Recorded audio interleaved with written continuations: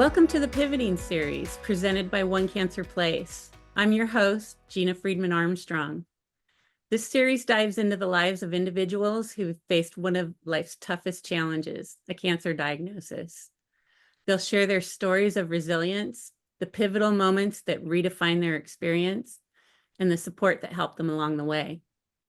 These conversations are heartfelt, authentic, and deeply inspiring, proving that resilience and strength comes along with the human spirit. I'd like to give a very special thank you to Guardant Health for their generous support, which makes these stories and this program possible. Today, I'm chatting with Colonel Jim Williams, a 34-year prostate cancer survivor who has an amazing pivoting story to share. Hi, Jim. How are you doing today? Gina, hi. Good to be with you.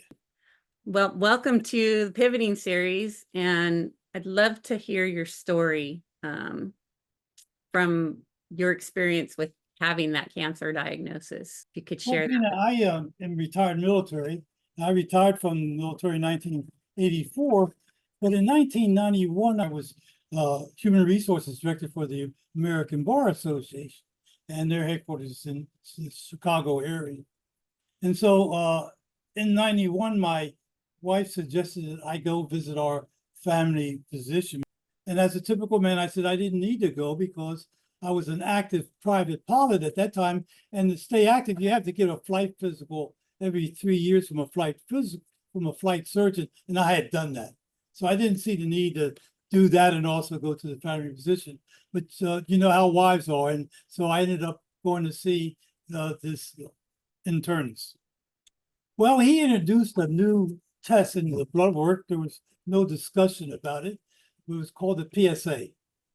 The number came out as 10. Well, back in those days, reference PSA, number 4 was a magic point. If your number was under 4, you're okay. If the number was over 4, it meant that something was going on in your prostate and you were referred to a specialist. And so I was referred to a urologist. Fortunately for me, I ran into another outstanding professional because urologist who's surgeon trained did a biopsy, a needle biopsy, where they can actually take cells from the prostate, give it to a pathologist, and they can look under a microscope, and he or she can actually see the cell and see whether it's cancerous. And if it's cancerous, there's something called a Gleason score that can grade the cancer from minimal cancer to total cancer, where the cell really can't be identified. And that scale runs from 1 to 10. And in doing my biopsies, my number was number 7, which put me in the what they call the intermediate range. One of the good things about prostate cancer screening is that the cancer is found in the early stages. The bad news is that it's found in the early stages, and there is no gold standard as to how it's should be treated.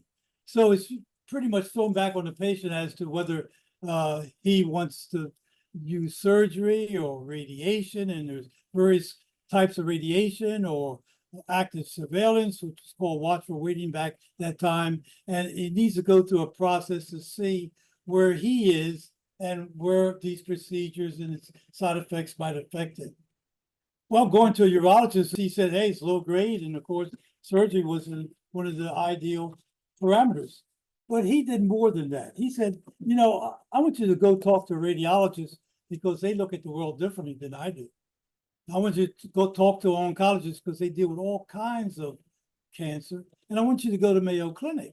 Well, Mayo Clinic is 5 hours away in Rochester, Minnesota, from a major city, Chicago, where I'm located. And so I asked him, why do I need to go to Mayo Clinic where we have excellent facilities here in Chicago? So he said, well, you know, Mayo Clinic is doing a lot of work in radical prostatectomy, which is surgery in prostate cancer. And I'd like for you to go up there and get their opinion. And then after seeing all these people, we can come back and discuss what we need to do. This is an ideal situation because, like you say, I saw a lot of people before making a decision. I got to Mayo Clinic and I fell in love with that place, with Mayo Clinic. And I knew, Gene, I was at the right place. How did you feel when you first received your diagnosis, and how did you convey that to your family, to your wife, to friends? That's a very good question because uh, my friend said, you went to the doctor, you were well, you came out, you had cancer. Why should I go to the doctor? So when the final analysis was made, I was told I had cancer, and they felt it was contained in the prostate, but it was in an intermediate stage. It was hard to fathom because I had no symptoms at the time. Mm-hmm. So how can I be so sick and I feel so well? I'm working full time, I'm flying airplanes, I'm jogging, I'm running, and they say you got cancer.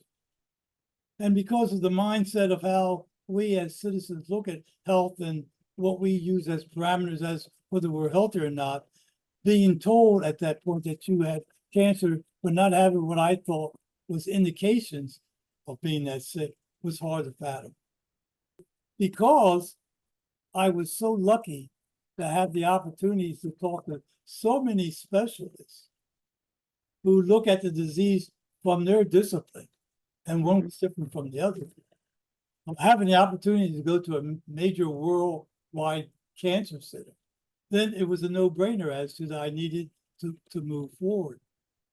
I was at Mayo Clinic in September of 1991 when I had my surgery, and I had been diagnosed back in June and July, but in September of 91 I had surgery. That year, Christmas, I wrote in our Christmas letter that we sent out every year to everybody that I had been diagnosed with prostate cancer and what my journey had been, and that my wife had saved my life by insisting that I go to a doctor, and that it was the importance to the males in the family to get screened. And so since that time, I've been on this journey of telling men to take as good care of their bodies as they do their cars. Right. Which You is go a and you hard get that sell. oil change, you go and you Yeah. do things to, Well, take care of it. you know, women get orientation about the importance of annual examinations, about the inspection of the body as they mature. We men don't give that same orientation to our sons or the young males in our family. So we pride ourselves in not going to the doctor, not missing a day of work. I don't like funerals. I don't go to hospitals. And that mentality kills us early. My surgeon, Bob Myers, outstanding. He was very aggressive. They did a radical prostatectomy. They first checked the lymph nodes because prostate cancer has a history that when it escapes the prostate, the first place it goes is the lymph nodes. So when they do this type of surgery, they check the lymph nodes first to see whether it has escaped to that point. And if it has, then there's no need to go through the surgery because the horse is already out of the barn. But he checked the lymph nodes and didn't find any cancer, removed the prostate, didn't see any cancer in the prostate bed. But he said, I don't see any, but you have positive margins, which means, you know, the cancer was on the edge there. And I suggested you go also have hormonotherapy as a second treatment to ensure that we caught it all, which I did. And the other point of this conversation or this journey was that I'm retired military. I have an outstanding medical program, and all this was paid by them. Yeah. So as far as making this cancer journey, I had a walk in the park, you might say. And I thought this was the standard within America. You go to your primary care physician, something alerts him or her, they send you to a specialist, they do what they need to do, you get treated, and your insurance pays for it. That should be the standard. I found in 1991 that was the exception, not the rule. And unfortunately, here we are in early 2025, and that still is the case. And I got into advocacy because I realized after that my journey was the exception. And it was at the time when patients were being called advocates and are being welcomed into policy decisions and clinical trials and trying to get a patient's dynamic synergy and viewpoints in healthcare. And so that's why I got involved in patient advocacy after my journey. And the results have been, I've been cancer-free for 34 years, which is outstanding. That's amazing. It goes to prove that if you catch cancer early, you can cure it. That's what I've been working towards, trying to get people to go to the doctor when they're well, not wait till they're sick. And with men, Gina, it's the toughest job I've ever had. It's a volunteer job. My best audience for men's health is females, not males. Yeah, I can tell you that that's the case in our household too, is I gotta push my husband through, everything and really try to get him on board and doing the things that he needs to do as well. Well, you see, we live in a sick care system, not a healthcare system. What you see advertised on TV every day is ask your doctor about the blue pill or the red pill, which means something's going wrong and you need to ask the doctor how to fix it. And you and we're trying to work on the front end of this business saying, hey, we're trying to prevent these things from happening. But it's a hard sell, and it's a very hard sell to men when we talk about baseline numbers, early prevention tools, because, people say, well, if something's wrong, then I'll go see the doctor. And if a man tells me that, that's not true, because they're not going to go until they're really sick. And so many times people are not going until they have symptoms, and by that time it's far. That's right. And it's reaction. It's a reaction in the medical scene rather than prevention. Can you imagine? And I sit on some hospital boards and other medical organizations. Our success is not based on how well our patients are.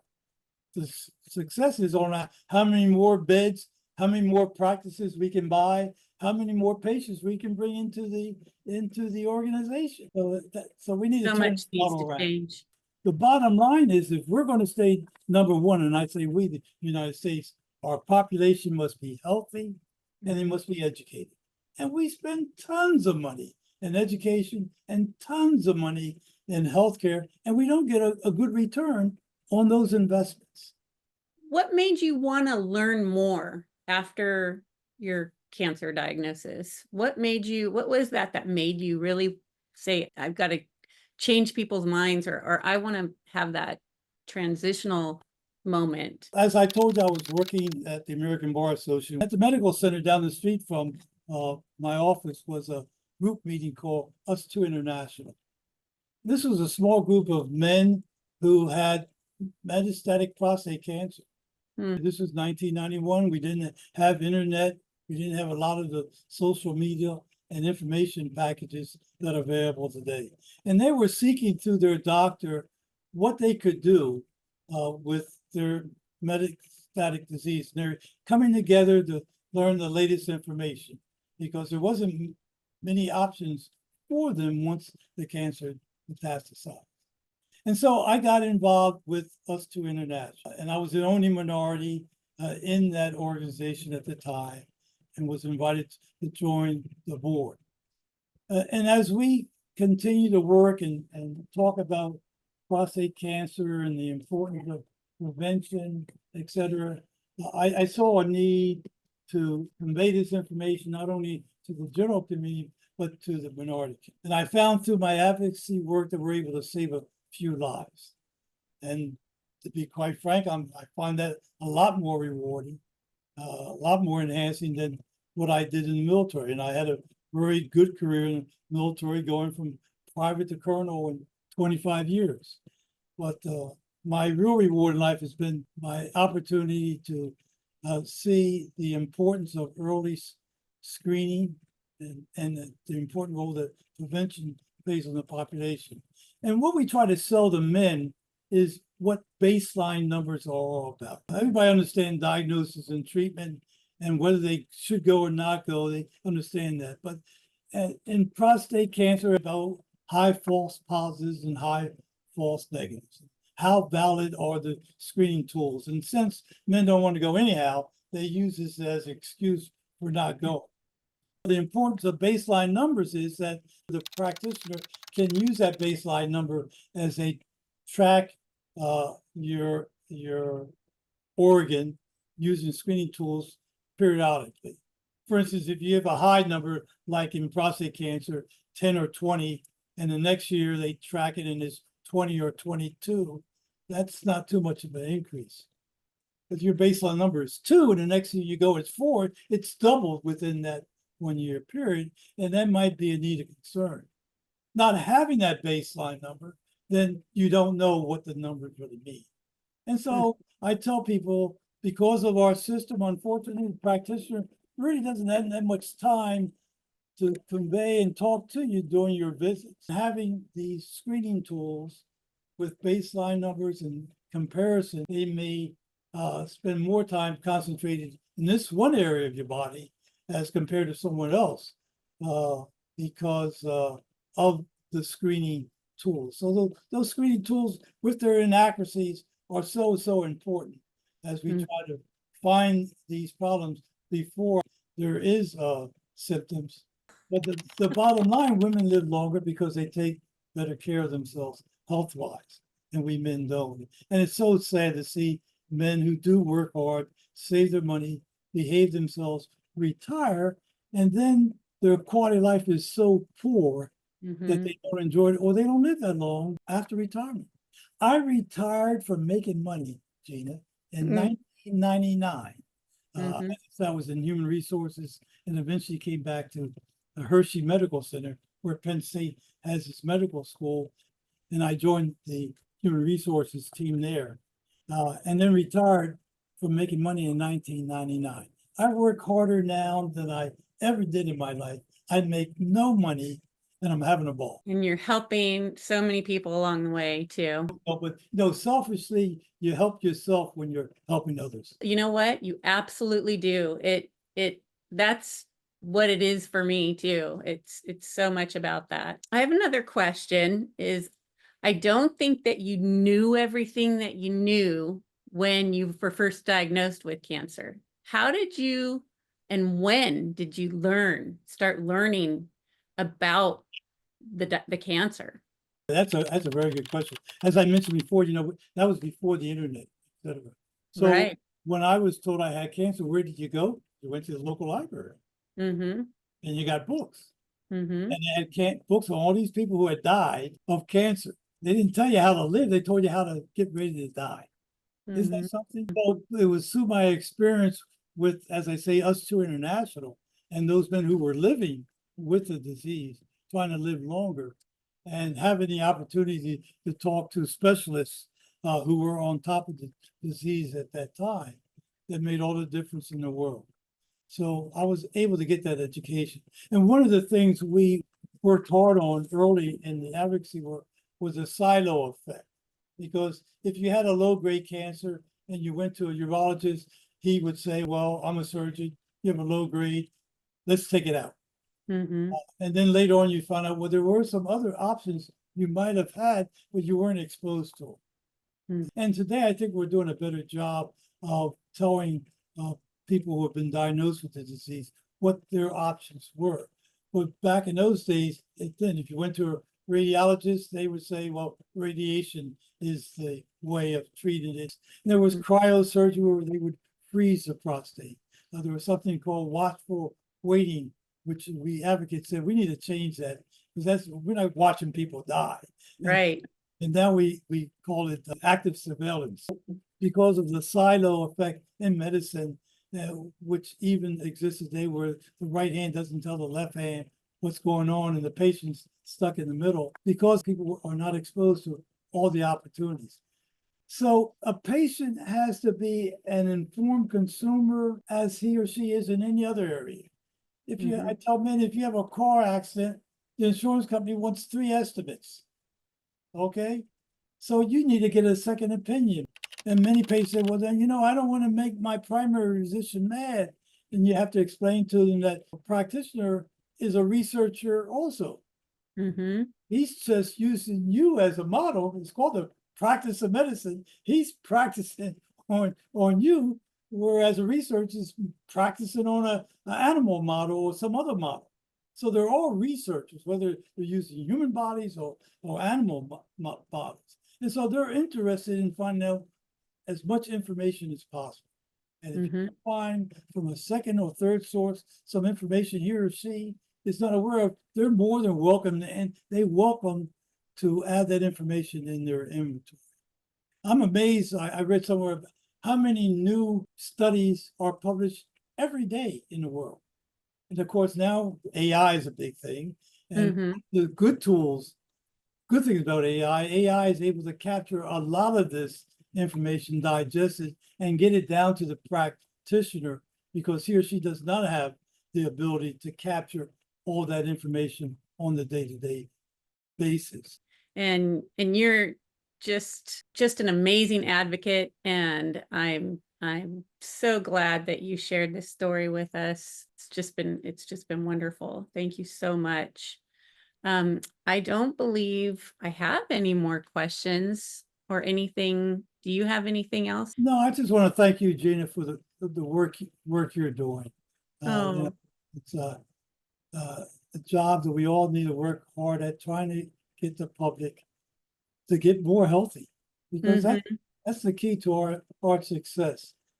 When I'm talking about changing your health behavior and going on diet and exercise, there's no doubt that you will see some improvement down the pike. But I tell everybody, and one of the things I used to preach when I lived overseas about democracy is, if you don't use it, you're going to lose it. That's why advocacy is so important. I look at my breast sister advocates who do a tremendous job, especially during the month of October, promoting breast cancer. Everybody I talk to, men or women, know that pink represents breast cancer. I tell them what the blue represents. Nobody knows. The reason is because we men don't advocate for our health. Okay. And policy decisions, and especially health policy, is really not based on health. It's based on advocacy. We look at mhm, the AIDS community and that deadly disease back in the 80s. mhm. Okay. But the entertainment community got behind it. There was tremendous advocacy for AIDS.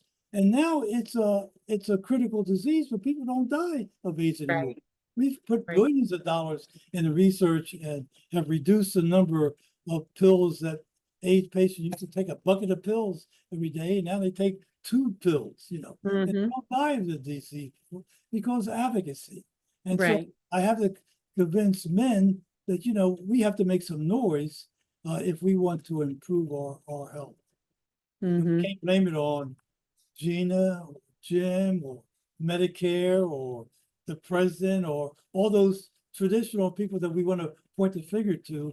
We have to get out there and work towards our own health. That's right.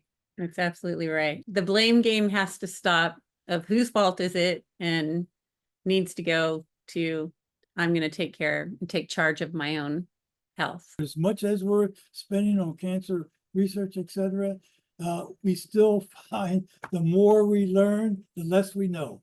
That's right. I read a recent study talking about immunotherapy and how we're now extracting cells from the body and reinforcing them and putting them back in the body, and the cells go directly to the tumor and kills the cell and Mhm, doesn't destroy the good cells around it. So, but it's right. very individualized and it's high cost. The answer is there. We just have to make it a priority. Thank you very much. This was a great conversation, and I appreciate your time. I want to thank Guardant Health again for their support of this program, and keep advocating and keep listening to your wife, Jim. Wow. Gina, I've been married 63 years, okay? See, there you go. The first 60 years are the hardest, and then after that's a piece of cake. Okay. And the best lesson for marriage life is to say, yes, dear. It took me a long time to learn that. Saying yes to her suggestion to go to see a doctor saved my life. And I've been saying yes, dear, ever since. Oh, thanks, Jim. Thank you, Gina. Keep doing all you're doing. God bless You you, too. God bless you too. Thank you. and hope 2025 is a good year for Yes, both of us, huh? for all of us. Yeah. For Thank you.